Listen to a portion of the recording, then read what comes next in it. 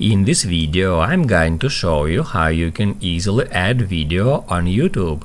Be sure to watch the video to the very end so you don't make any mistakes, and of course do not forget to like this video and subscribe to my channel. Thanks guys. So let's get started, and first off, open up YouTube app, then tap at plus sign and select upload a video. That will open up your camera roll, and from here we can choose any video. Let it be that one.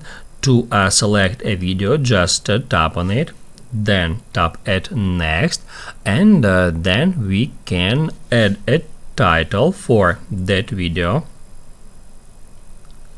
Also, we can add there some description, we can change visibility, we can set audience for that video.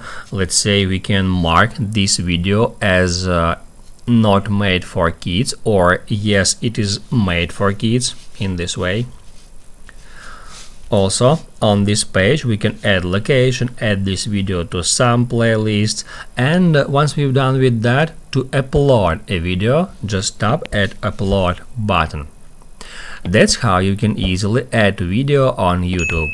Now you can write down in the comments below if you have any questions about that tutorial. Hit the like button if you like that video, and see you in the next one.